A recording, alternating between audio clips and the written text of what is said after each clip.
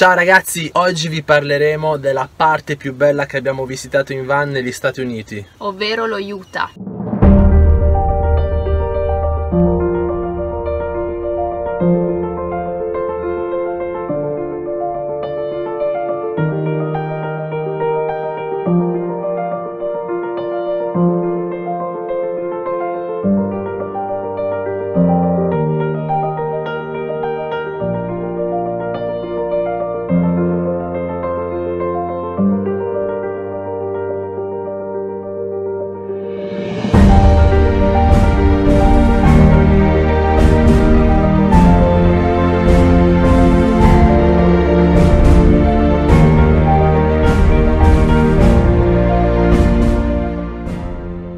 È un territorio incredibile, sembra di essere su Marte. Noi l'abbiamo girato per 20 giorni attraverso un giro che ci siamo studiati a tavolino ed è stato veramente bello. Ci ha aiutato anche la stagione perché eravamo a novembre, quindi non c'erano turisti, non faceva né caldo né freddo, quindi abbiamo fatto un sacco di trekking straordinari. E pensate che la neve era proprio dietro di noi, cioè ogni volta che visitavamo un posto, poi 2 giorni dopo c'era la neve, quindi noi abbiamo fatto proprio in tempo a vedere i posti. Abbiamo iniziato dal Bryce Canyon ed è stata un'emozione bellissima perché sembra di essere in un regno di roccia. Sembrano dei pilastri scavati dalla forza dell'acqua, veramente ci hanno lasciato a bocca aperta, sfumature di rosso ovunque. È stato bellissimo soprattutto al tramonto perché al tramonto risaltano ancora di più questi colori. Eravamo da soli, c'era davvero poca gente, bassa stagione, quindi il parco era tutto per noi.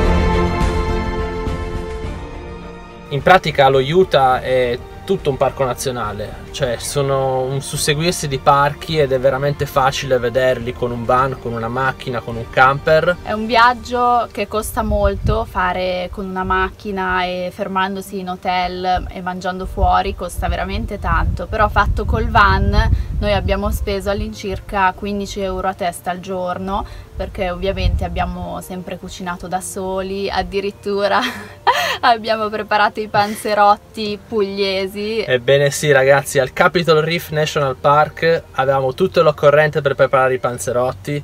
Cioè, ma avete mai visto due pazzi che si mettono a fare i panzerotti al Capitol Reef National Park?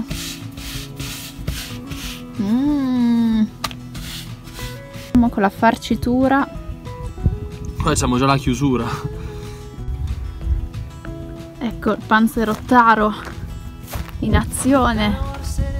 Cosa ci dice? Che ho fame e fare questi panzerotti qui è meraviglioso.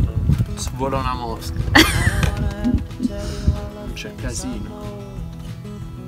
Ed è uscito un capolavoro. Ci siamo fatti i panzerotti lì nel centro del parco. Ovviamente poi l'olio di frittura l'abbiamo messo in una bottiglietta e consegnato al primo distributore di carburante per lo smaltimento. Viaggiando molto nella natura è molto importante. Ci teniamo tantissimo a lasciare il posto meglio di come l'abbiamo trovato. Questo lo diceva Baden-Powell. È stato forte perché molti rangers ci hanno visto lì trafficare e sono venuti a curiosare perché non capivano cosa stessimo facendo. Ma che state a fare i panzerotti nel parco nazionale? Mi sa che siamo stati i primi nella storia, però volevamo offrirli ma non erano ancora pronti, stavamo stendendo la massa. Ce li siamo goduti.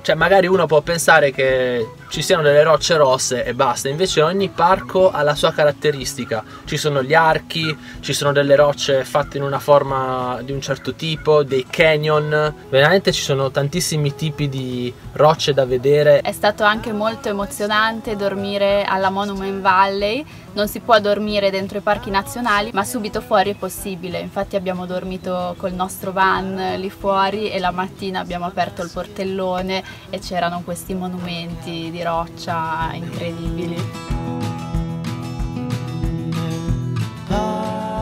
Buongiorno amici, oggi ci siamo svegliati all'alba e siamo alla Monument Valley. Guardate che meraviglia!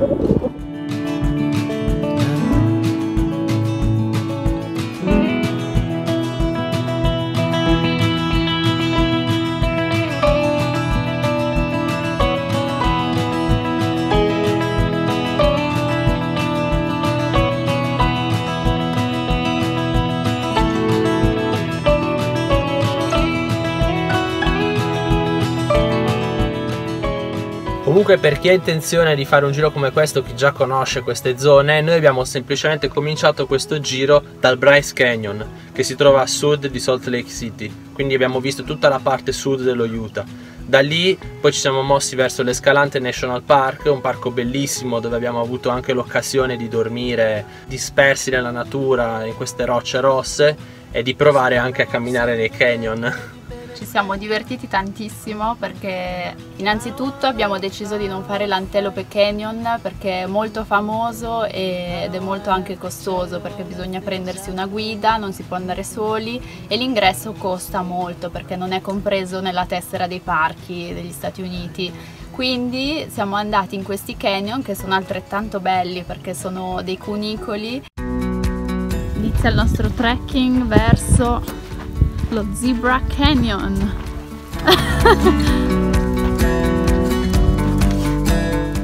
Ce la farà il nostro eroe a passare?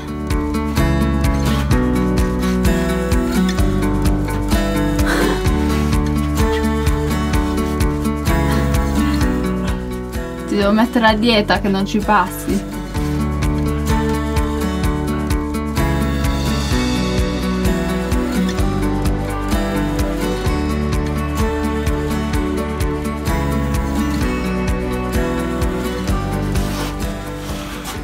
Col suo 1,93 m cosa riuscirà a fare?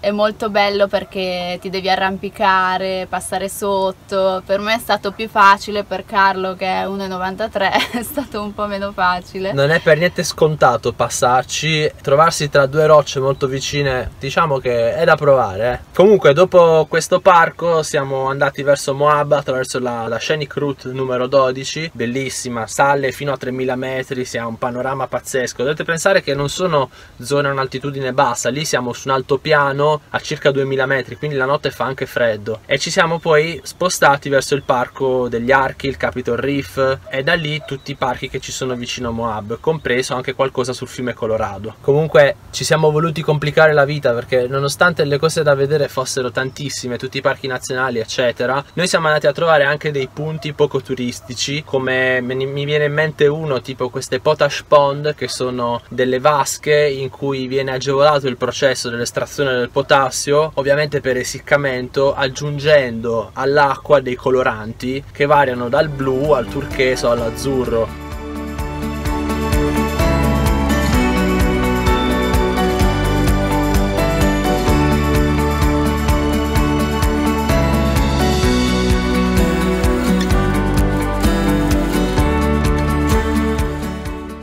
Queste vasche fanno da contrasto con un paesaggio molto rosso e per raggiungerle veramente abbiamo spinto il Ducato. Una delle strade peggiori, c'erano di quelle buche in salita e in discesa, io stavo malissimo, però il Ducatone ce l'ha fatta.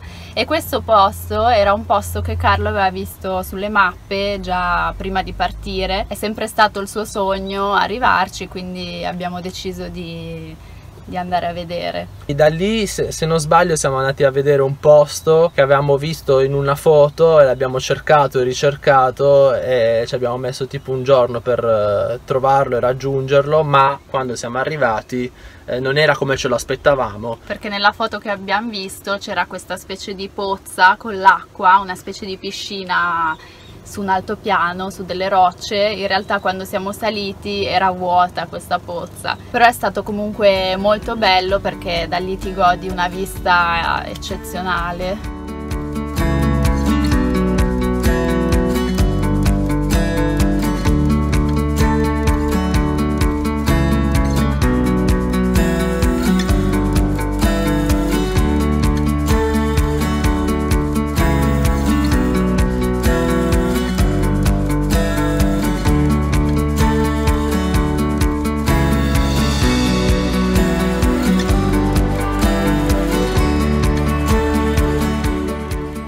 Mi ricordo che per cercare questo posto abbiamo lanciato il drone un paio di volte perché era in pratica su una montagna che faceva un altopiano e quindi noi non sapevamo da dove salire, quindi per cercare il sentiero abbiamo lanciato il drone. Devo dire che è servito perché da lì abbiamo ricostruito un po' come salire, perché e non è stato facilissimo salire, no, perché ci siamo un po' arrampicati, c'erano delle corde però non era segnalato, quindi ci siamo un po' arrangiati. Infine abbiamo terminato il Giro dello Utah con un pezzettino di Arizona, inserendo l'Horseshoe Bend, questo tornante sul fiume Colorado molto famoso, molto visto. Era novembre, bassissima stagione e in settimana, ma c'era comunque tantissima gente, si fa la fila per fare la foto, quindi diciamo non ci ha fatto impazzire, però è stato carino da vedere. E poi abbiamo fatto un bellissimo trekking, anche abbastanza faticoso, allo Zion National Park.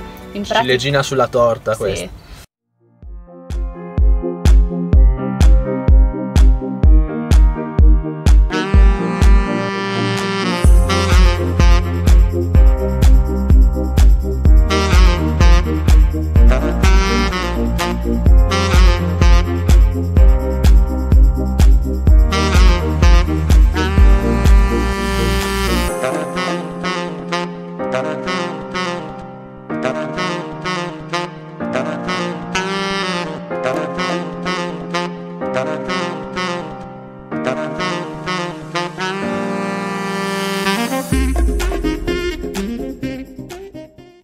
Tra l'altro stava per arrivare la pioggia, una tormenta, e quindi c'era anche vento. Salire su queste rocce, su questo precipizio, non è stato proprio simpatico, però salendo abbiamo visto addirittura tante famiglie con bambini piccoli e abbiamo detto cavolo, se ce la fanno loro andiamo tranquilli. Cioè si cammina praticamente a strapiombo su due lati, aggrappandosi a delle catene. È stato veramente, vedere i bambini di 3 anni, 5 anni fare quel percorso, insomma, solo gli americani. Poi il Grand Canyon non potevamo di certo saltarlo, bello, un impatto visivo incredibile, questo canyon profondo 1000 metri, davvero l'occhio alla percezione spaziale incredibile. È da vedere. Sì, è da vedere. C'era tanta gente, non abbiamo fatto sentieri perché c'era un po' di ghiaccio, però infatti io sono caduta un paio di volte. Ci abbiamo provato. Però direi bello, emozionante. Da lì abbiamo fatto una piccola deviazione, siamo andati a vedere il villaggio dei Flintstone, che era tra l'altro il nostro cartone preferito da piccoli. Non è tenuto benissimo, anche perché dicono che quest'anno lo chiuderanno. Però è stato bello tornare indietro nel tempo e tornare bambini per un giorno. Attimo, sì.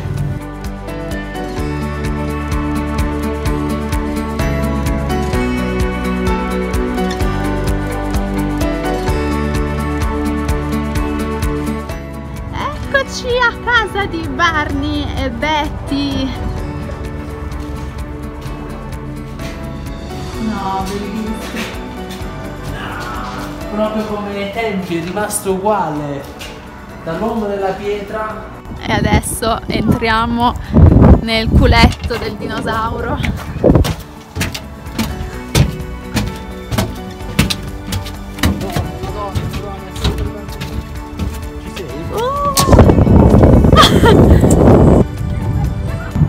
a vedere il parrucchiere dei Flintstone.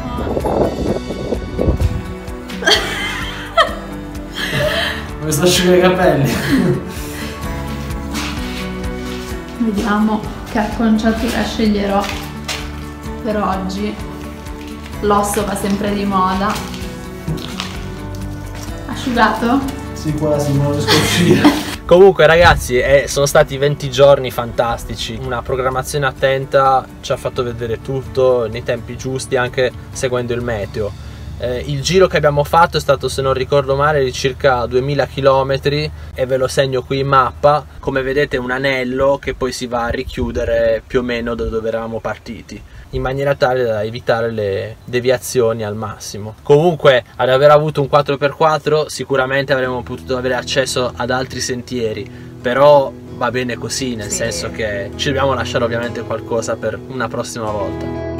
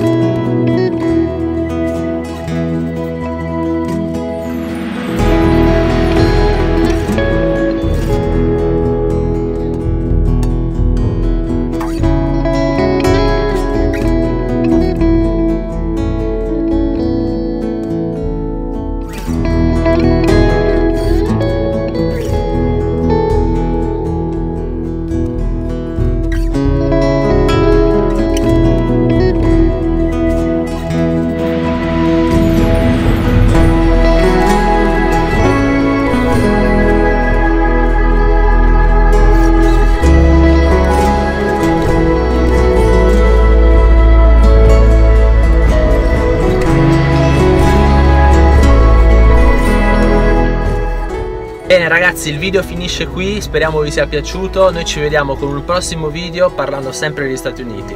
Ciao!